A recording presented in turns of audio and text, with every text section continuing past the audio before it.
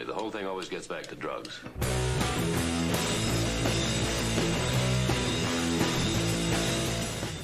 Greetings and salutations, my fellow Americans. My name is Josh. I'm one of the new guys here at Deployed from Detroit. First video. I wanted to make a medical marijuana video, but that's the easy part, I thought. I want to talk to you guys about what led me to medical marijuana, why I made the decision, and actually how long it took me to make that decision. A little background on me. I was with the Air National Guard for 14 years. I got out because I couldn't take it anymore. I just kind of lost it, and I had to get out. I was the electrician before I got into the Air National Guard. I got in at 28. I was 29 when I graduated basic training, so a late bloomer. But I wanted to do it before I got too old to serve. So I'm glad I didn't, and I don't regret it, but I have more good memories than bad, but the bad ones just seem to stick with me. Why I have the websites and phone numbers here for the suicide hotline, it seems like every veteran video has it, and there's a good reason. It's higher than ever. The suicide rate for veterans is higher than ever. And we need to help these people. We need to help our veterans. I mean, we're the less than 1%ers of the population, you know. And I don't think we're all heroes. I think we had a calling to serve and to do our part and for our country, and this is how we decided to do it. We've all had our own experiences, and I just want to put mine out there because it was a small conversation with a master sergeant that led me down the path of going, oh, okay, there's a reason I'm doing these things. I voluntarily deployed to Iraq twice, once in 2006, once in 2008, and then Kuwait in 2015. I wanted to get 3 done because somewhere I heard you had to have 3 in before you're not a newbie anymore. I know it's stupid, but what I did for the Air Force, Air National Guard, is I did emergency management, which for Army I think is ChemCorps and Marines is NBC. For those of you who don't know what emergency management does, our impressive title was Chemical, Biological, Radiological, Nuclear, and High-Yield Explosive Warfare Defense. Pretty sweet, huh? Yeah. I started out doing that in civil engineering, and then my full-time position went away when there were cuts, so I got shifted over to supply, and there I was just material management. I was in CE from 2003 to 2009, and then the remainder was in supply. My first 2 deployments were with emergency management. My 2015 was I deployed with the fighter wing, the A-10s, to Kuwait, and we were part of their squadron for supply support.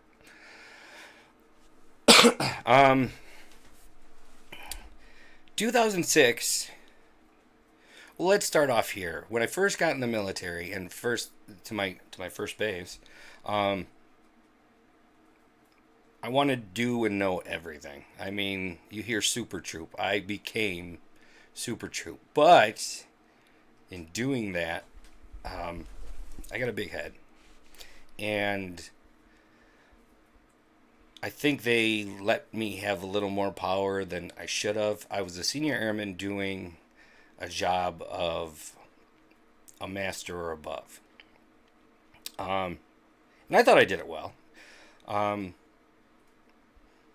But, you know, everybody needs help and positions open and things like that. So another person came in, and then there was cuts, and I went over to supply. But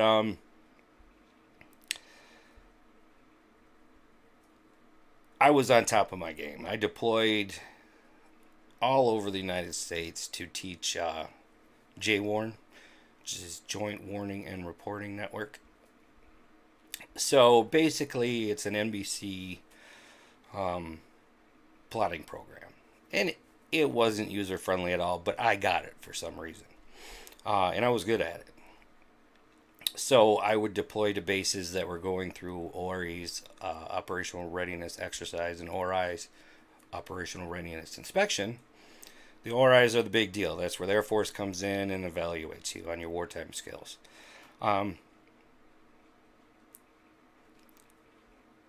that was like an additional duty, was called a prime beef manager, base engineer emergency. I don't know what it was, but the name was stupid, but the job was cool. So I loved the military. I absolutely loved it. I guard ratted it and was out on orders and, temporary tech and things like that. So I absolutely love the military. But the thing I noticed is the better you are, the harder you fall, and the quicker you fall.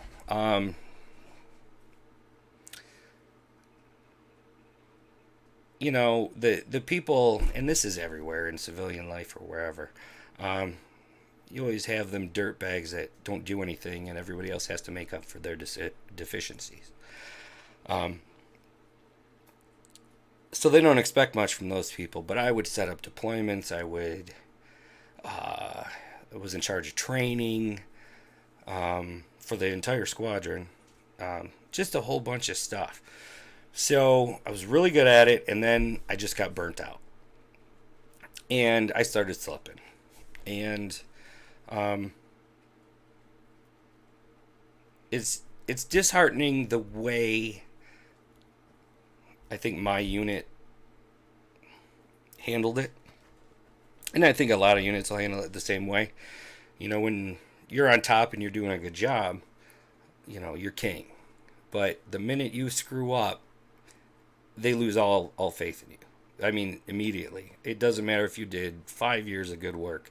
You screw up that once, and you're done, almost. And I think, I know I needed help at the time. Maybe I was a little too proud to ask. But eventually you're going to get burned out because I worked really hard. Now, in 2006, I deployed to Iraq in the emergency management aspect. So it was exciting. The rockets red glare, the bombs bursting in air. That's what you get into the military for, I think, is the excitement and how you help and contribute to America. And I don't know, it's just a feeling. And the buddies you make are forever. I mean, you can lose touch with someone and 10 years later call them up and go, hey, listen, man, I know you live around here. Can I get a hand? And no questions asked, they'll do it. I'll do it. Buddies call, say, hey, man, I'm a little wasted. I need a ride home. Cool, I'm there. No questions asked. Now, if my family did this, apart from my immediate family, I'd be like, I'll call you an Uber. But military friends are different. It's no questions asked whenever you want. Even if it's some questionable stuff. And those friends, you can't trade anything for them. So anyway, 2006, Iraq, and I know I'm rambling, but it's hard for me to do this, and I made a list on what order I should go through, and I'm just not going to do it. So, 2006, exciting, a little scary, but I think it was an appetizer before the main course in 2008. Went back to the same base, Ali Base, Iraq, where it used to be Talil. It's about 7 miles southwest of Ann Ezria. So 2008, we got rocketed a lot more. I know there was mortaring, but they couldn't really get too close to the base. There was a highway that went by, and I think they would throw pot shots from there, but mostly it was rockets from Ann Ezria. So we got hit about 30 feet from where I slept one night, and I think that gave me my fear of loud noises. Any loud noises, I'm either getting down or getting down and getting pissed. It really isn't me for about a minute after I hear a loud noise that I'm not expecting. And I don't know if your experience is like this, but 4th of July sucks. I go to the movies or put my headphones on and turn them up really loud and play video games. So we had one hit 30 feet from there. We had one hit 60 feet from where we were working over in the CE compound. We had one, and when I say flew right over my head, not kind of, it flew right over my head about 60, 80 feet on the way to PT one morning, which the messed up part was I was more excited that we got hit so I didn't have to do PT, because obviously I don't like to do PT. And then 3 soldiers got killed one day. The Army had about 8,000, I think, there, and Air Force had about 800. And these poor guys were coming to chow. I don't remember if it was breakfast or lunch. But we get attacked, sound the alarm, we stay down for whatever time there was, and then we get the all clear. So nobody really knows what happened except we got hit. We got attacked.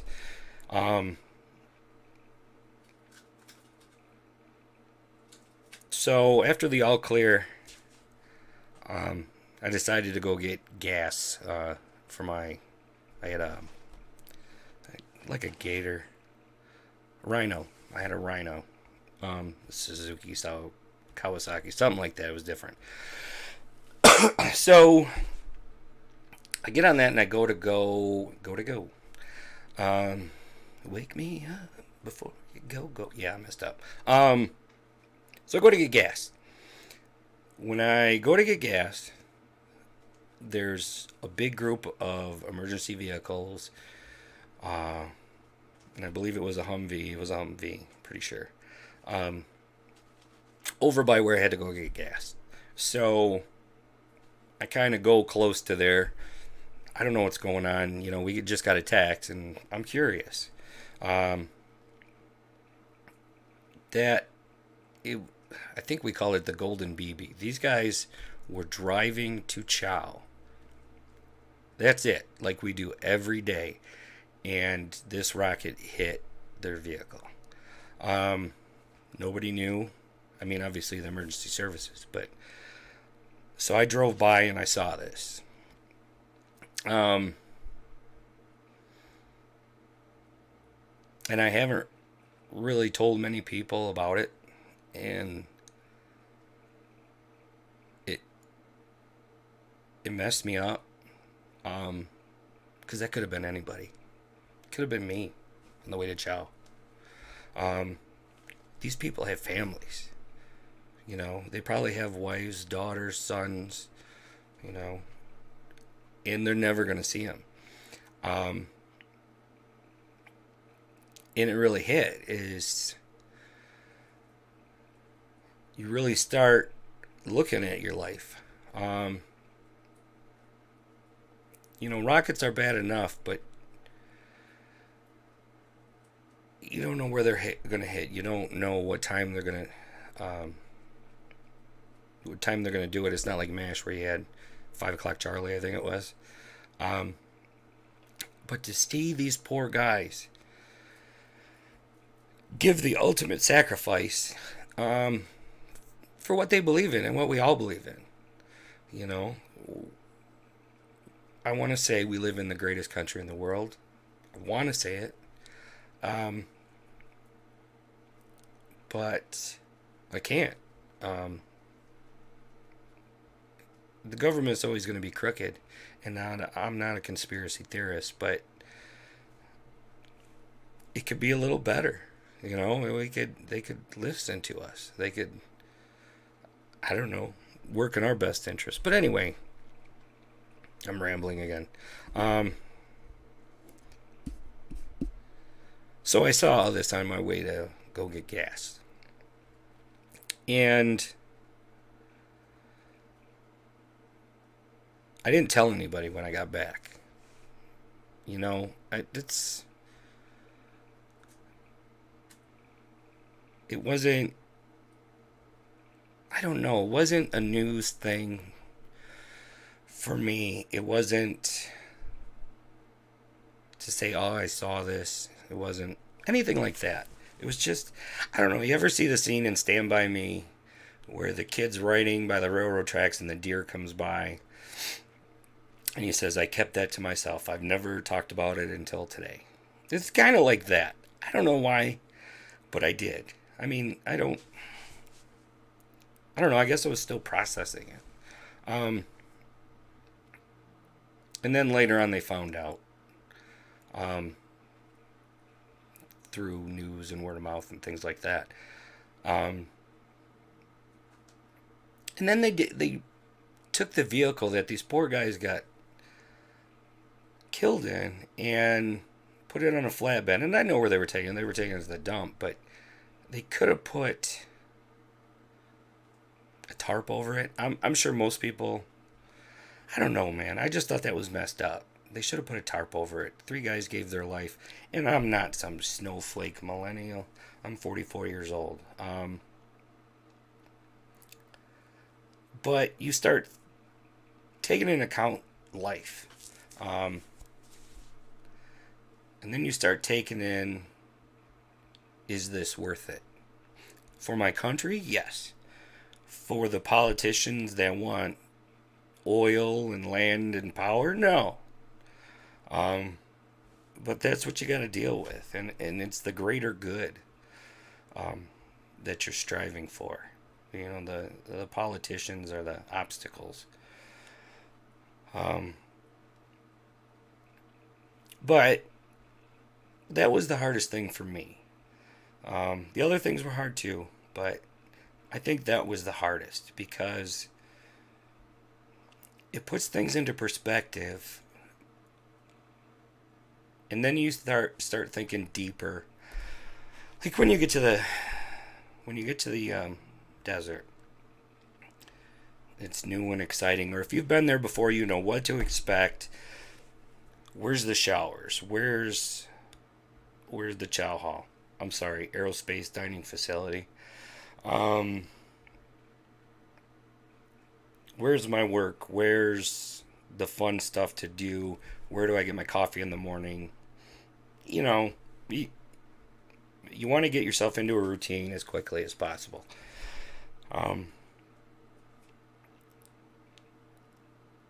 it's just tough. And I think I went back to prove in 2015 that I could do it. Like, PTSD wasn't controlling me. You know, I'm like, if I can go there, then I shouldn't have this. And that's not the way it works.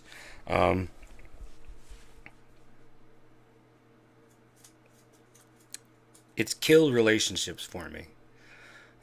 It's hard to maintain new ones. Steve, my buddy on here, we were at Selfridge together. We can call each other after 3-4 years and be like, hey, what's up, man? You don't miss a beat with military buddies, and especially ones like Steve. I have a lot of respect and admiration for him. When they say you have depression, which I do, you need a purpose. And for me, it's taken years to find my purpose, my special purpose. And I think this is it. I think if I can help somebody or make somebody realize they're not alone, talk to somebody, chat with them, Steve's got emails for all of us and main numbers and things like that. And he's so far ahead of where we need to be. None of us are getting paid for this. We're not making, if you look at our subscribers and views, it's not that many. So we do this to help. We want you to be the best version of you possible. I'm still not at my best version of me. I think that was when I first got in the military, and I'll never see that person again. Which is sad, because I don't know. I was just at the top of my game, and I know you get older and things happen, but I'm only 44. This is all from the heart, man. I'm not editing anything. And it took me 15 tries to get here. But anyway, so when I got back from Iraq in 2008, I didn't leave the house for a month. I was afraid to go out until it got dark out. And that's just to go to the party store, to, Walmart. It's just simple, easy stuff. And I was angry. So angry all the time. And I didn't know why. I tried to find reasons, but it's like those fortune tellers, I'm seeing a name with an M. Okay. It's like I know there's a problem and I'm seeing what it is, but I can't tell what it is yet. So here's how I realized I had it. And I know this is all over, but I'm trying to get all this out while I have the courage to do it. Because this is going to the whole world. So I was having a conversation with Master Sergeant in my old unit that had deployed around the same time I did. And when we got back, we were talking. It wasn't immediate. It was a couple months after. Excuse me. So he goes, Josh, and I think he noticed this in me. He goes, are you feeling angry lately? And not like, I've noticed you're feeling angry lately. He was talking from himself. And I was like, yeah, I feel real angry lately. And he said, do you just feel like you have a quick switch for anger? And I said, oh yeah, it's bad. And he asked me a couple more questions, but I forget what they were now. Those were the biggies. And that's when him and I started learning that we had PTSD. He was smart enough and older to know to go get checked out quicker, but it took me a few years. I would talk to counselors, but I never felt anybody got it because they were on the outside. When you tell them the things that happen to you, their eyes get real big and they cover their mouths and they're like, and they're like, yeah, you're screwed up. You have depression. You have anxiety. Here's some pills. Let me know if they work.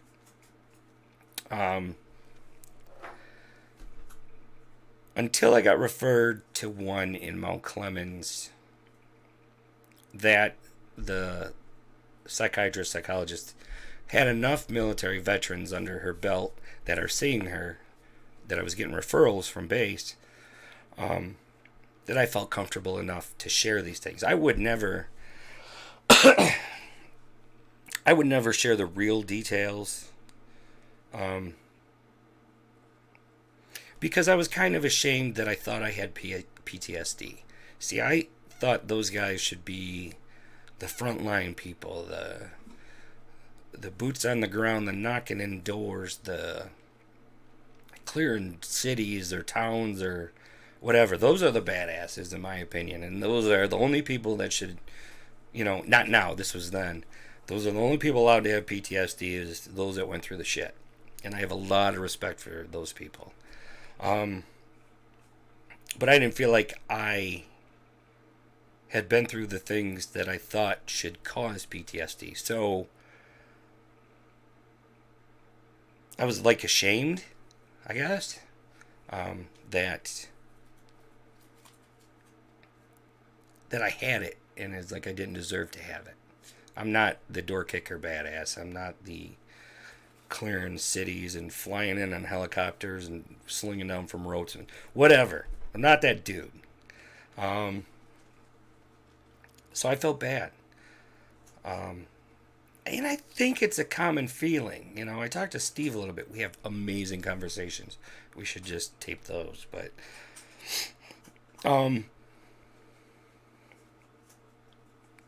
sorry, I'm just collecting my thoughts here. So this Master Sergeant, and I want to give props to him. His name was Master Sergeant Caesar Cuellar. I think he retired as senior. So congratulations. And just that little talk, and it was less than 5 minutes, maybe 5 minutes. I don't know if we both got it or if he was confirming with me, but he made me realize that I needed help. I'm sure I could have asked him for it, and he would have given me some. But I don't know. I guess I denied it for a while. I was in denial. And I hear these other people that get disability for PTSD, and a lot of them seem like bullshit. Okay, and a lot are legit. I mean, probably most of them are legit, but you just see, like,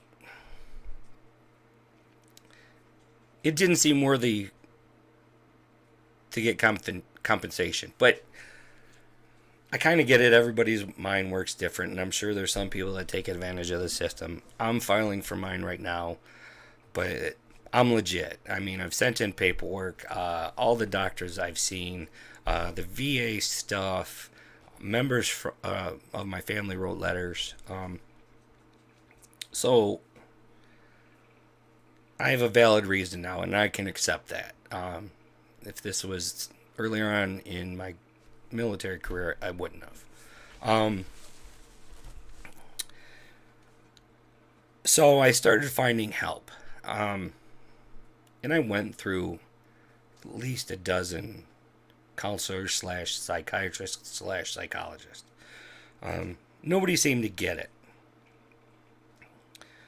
Their bubble of their life is their reference point.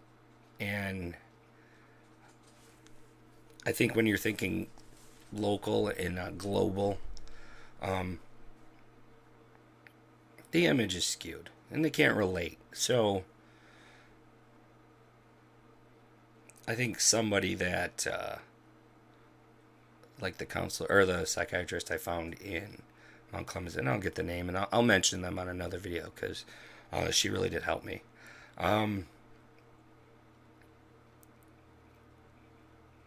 They would just try things on me. In different dosages and different things. And I found one that works, and it was Celexa, or whatever the generic for it was. Citralopram. That's it. So I've been on that for years, probably since, I don't even know when. But anyway, that softens the beast, but it doesn't cure it. So I went through, I don't even know how many medications to try to find what worked for me. And you got to be on those things like at least 2 weeks for them to start working and things like that. And my wife was the gauge. My wife is the most wonderful individual ever to live on the face of the earth. I hope you have someone like that. And she helped me along. Like, if I was being a jerk on him, she'd go, "Get off those pills. You're being a jerk. These ones aren't for you." or she'd tell me, "Well, these ones seem to be working. How you been feeling?" And honestly, I wouldn't be alive today if it wasn't for my wife and my daughters and my grandson. But yes, I have a grandson. But mainly my wife. I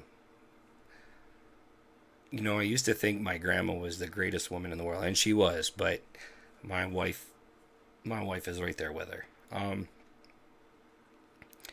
And Steve and I were talking about suicide. Because when you're in a depression or when you have PTSD, I thought about suicide every day. I thought about different ways to do it. I researched different ways to do it. I would plan scenarios. And Steve and I were talking. It was funny because, not that suicide's funny, but it was like, well, I don't want to kill myself today because the wife's home. Or I don't want to kill myself today because somebody's going to have to come clean this up. And why should they have to deal with my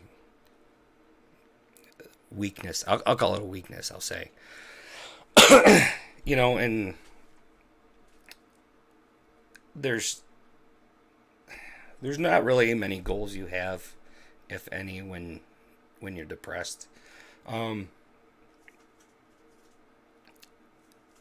It's just you try whatever works, or what you think is going to work, or what the doctor prescribes for you, in hopes that you'll get it right. I would go in sometimes, oh, hey, doc, this one is really working, but I think if we up the dosage a little bit, it might work a little bit better, or it just doesn't seem like enough. And then you get the dose, and it goes to hell. But years and years and years, I would try different things. And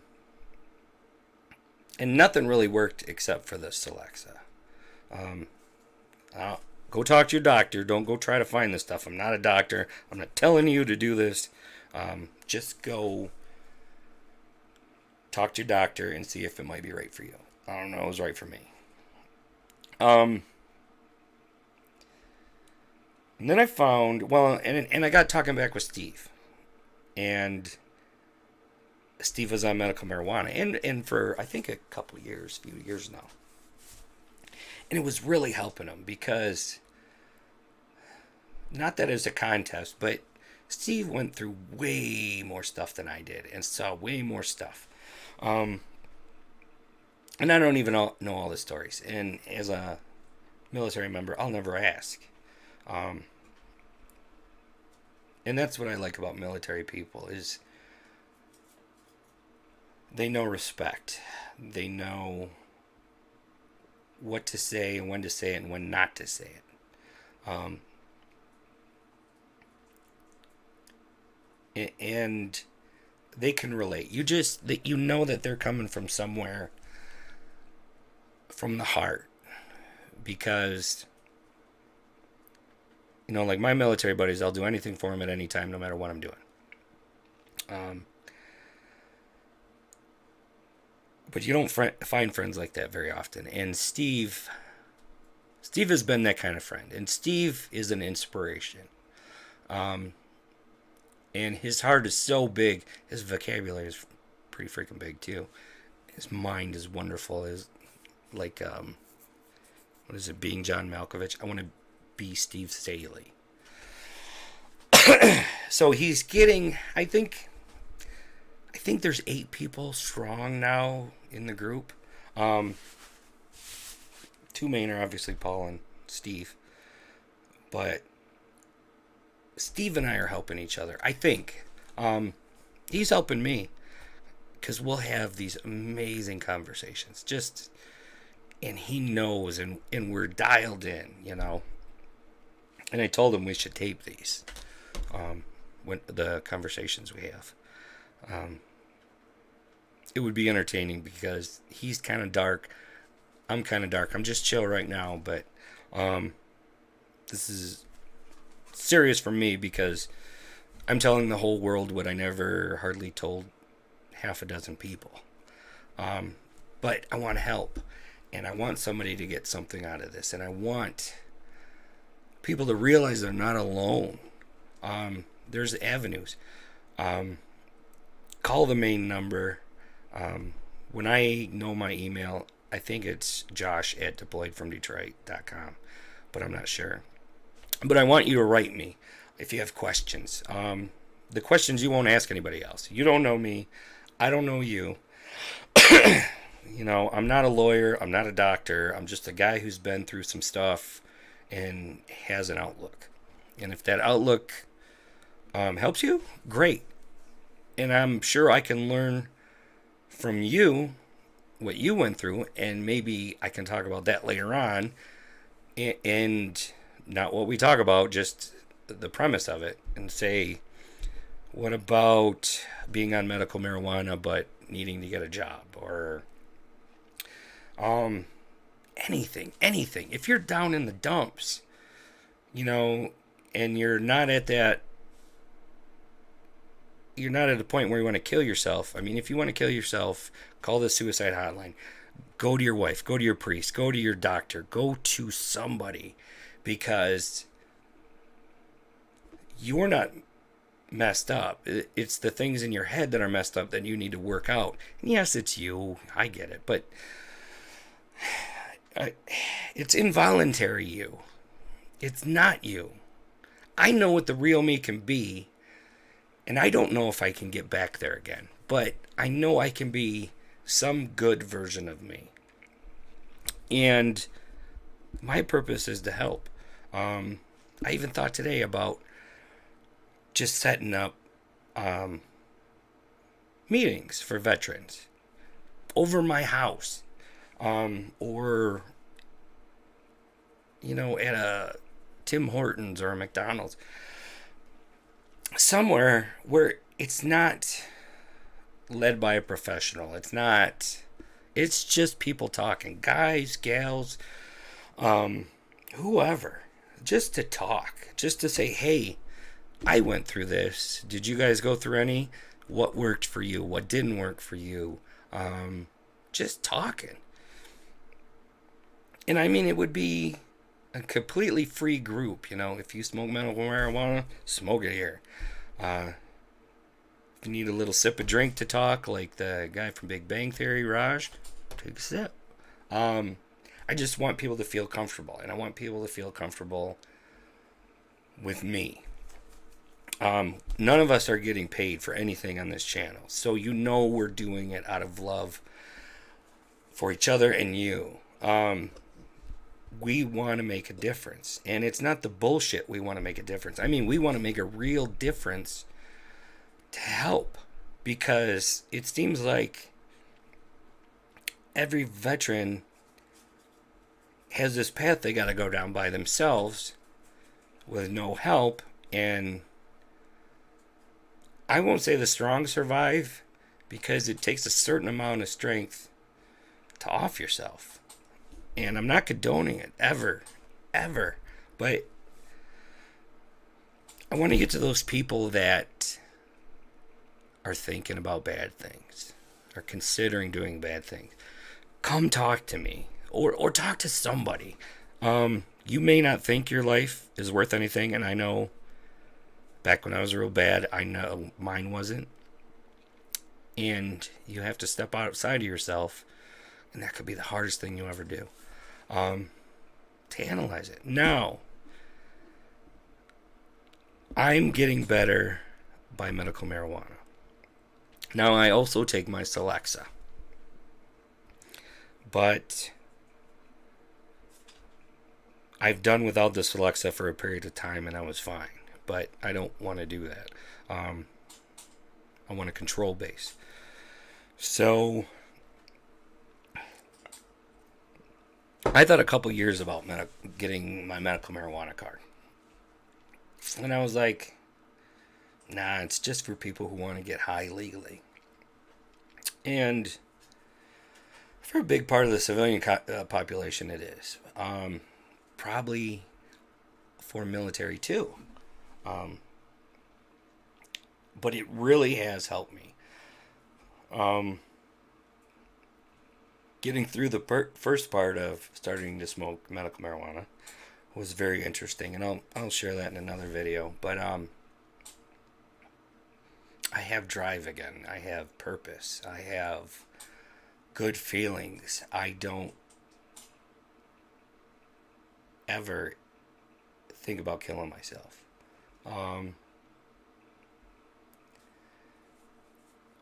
It's an adjustment period. And with anything that's hard, the rewards are usually great. So when I first started smoking, I was completely useless, because I was building up an immunity. But the after effects, when your buzz is over, people go, medical marijuana, that's just an excuse to smoke weed. How many people are addicted to painkillers? Marijuana is non-addictive, non-habit forming. Well, you say it's all natural, but the medical marijuana, I'm sure they put fertilizers and things like that in there. So I don't know how much smoking is Weed Be Gone or Miracle Grow. But the after effects are long lasting. You're calmer. You're more relaxed. You can breathe. I equate it to when you go to the doctor, the dentist, and they put that big lead vest on you when they take x-rays. You don't know you're walking around with that vest until you find something that removes it. Some days you know it's there, and some days it's like 15 lead vests on you. But you don't know. And then when you get over the initial adjustment period for medical marijuana, that vest is gone. That vest is, for whatever period of time it'll let you, it's off you. You're like, I can breathe, I can see again, I can think better. And I've handled more of my problems head on by myself, because I was on medical marijuana.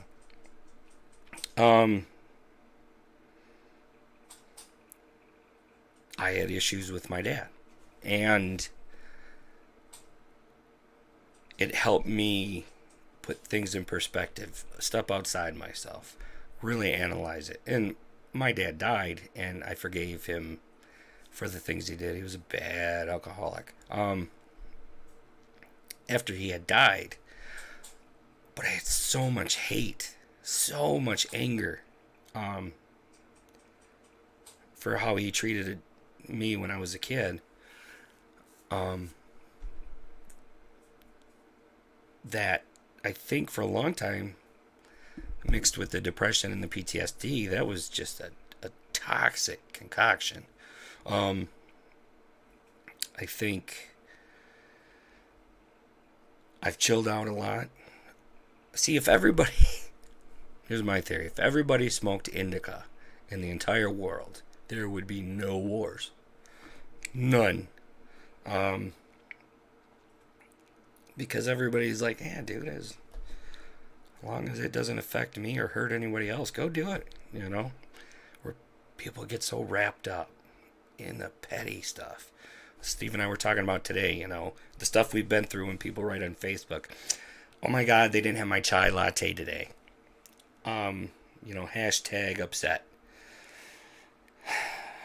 Social media is a thing now, and we got to deal with it, and it has been for a while, but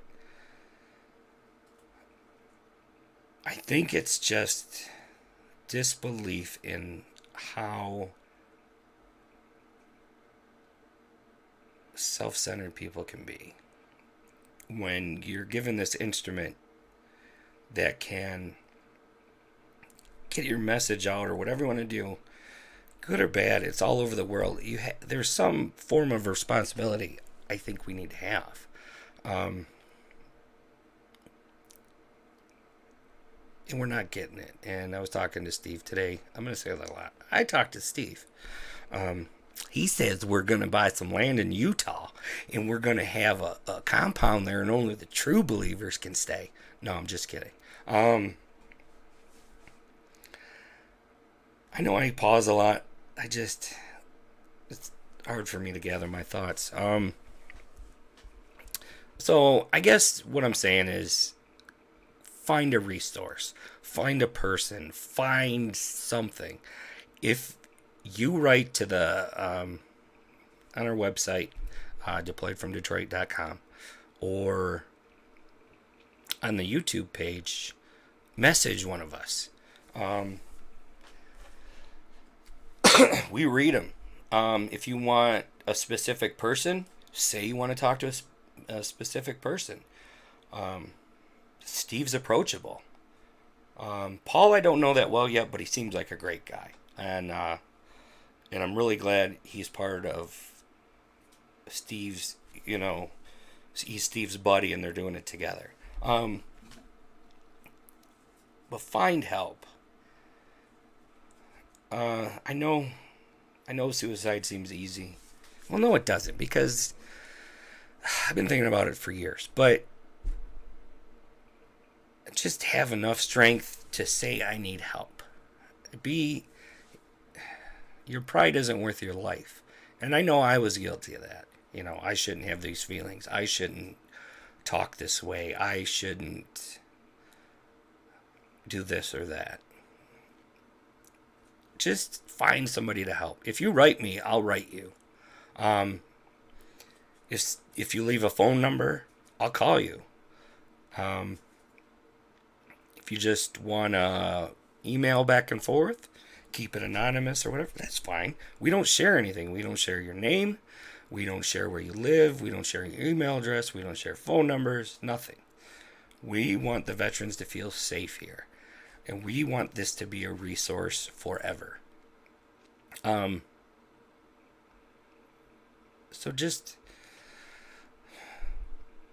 get a hold of somebody. Get some help. I did. And it took years to get help. It did. But once you do it, there's a little weight that'll be lifted. And the more help you get, a little more weight. Until you're not carrying that much around. I'm still carrying it around. It'll still be a while before I get rid of all of it. But I think if we hear from you guys and hear what you want us to say or talk about, or this viewpoint, maybe we could even hook something up. You'll have to ask Steve or Paul.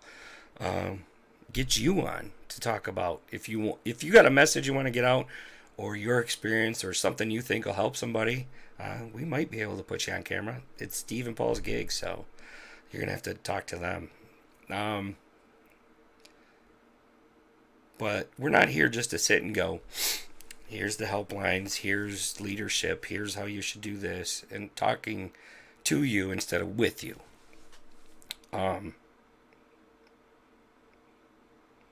No, just the heartfelt get help. I don't care who it is. My wife helps me, and she helps me with different things than the psychiatrist helps me with, and the psychiatrist helps me with different things than Steve helps me with. So I don't think anymore it's one resource, one person. I mean, I think there's different areas of your life that you need help with, and one person may not be able to talk about all those little instances. A master sergeant I used to work with, Clayton Wolfenbarger, said, men compartmentalize a lot more. He said we're like ice trays. This little section's for Call of Duty. This section's for my wife. This section's for my oldest daughter. This section's for this. This section's for work. This section's for the military. And I believe that. And I don't think one person can help you with all of those cubes. So you may need different. I may be able to help you with something that Steve can't. Steve may be able to. And I'm not saying we're the be-all, end-all, but we do want to help. We do have your interests in mind. We do want to educate you, but we also want to be educated by you. So we don't know what to talk about. We don't know what you really want to know. So in the comments, put what you want to talk about. Give us ideas. It doesn't have to be you. It could be your friend. Hey, my friend's going through this. I'm a civilian. I can't relate. How do I help said man or woman? Or whatever the other 43 genders are. No offense. But just find something. Find your first cube. And start with that. Because once you start, I think you start getting help with that first one, the next ones will be easier. And you'll have an idea of who you want to talk to about that certain cube. I don't know, man. We want to help you guys, and we want to help ourselves, and we're evolving just like you're evolving. We're Joe Schmoes, man. You know, once you're out of the military, it seems not that you're forgotten, but I don't know. I don't know how to word it. Maybe you do. But write us, call us, email us, tell us. Because I really want to know what you want. I want to know what you want to hear.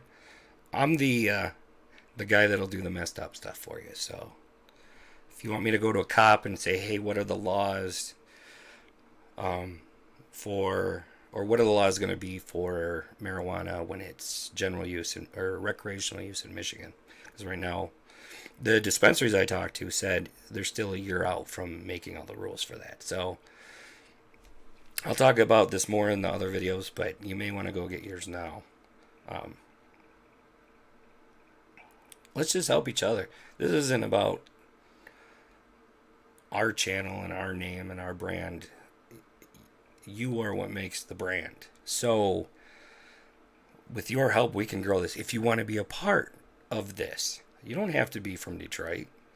You know, if you have an interest in helping, or even better, if you're from somewhere else, have a deployed from Atlanta, have a deployed from San Francisco, have a deployed from Seattle, Washington, New York.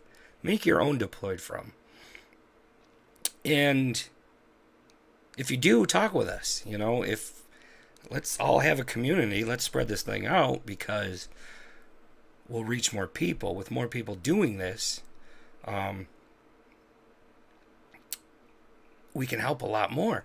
Because if you do videos on something or whatever, and we see that, or you see one of the videos we like, you can link ours, or we could link yours, or you know, there's just a lot more resources, and we're the less than 1%ers. So we have to help ourselves. And you know that from the military. But I don't know. Let's just help the healing begin, you know? Alright, I'm done. My throat's sore. I put in my 2 cents. I will chat with you guys later. Leave comments, good or bad. The trolls be trolls. I don't care. I don't know. Just let us know. All right? Thanks for watching.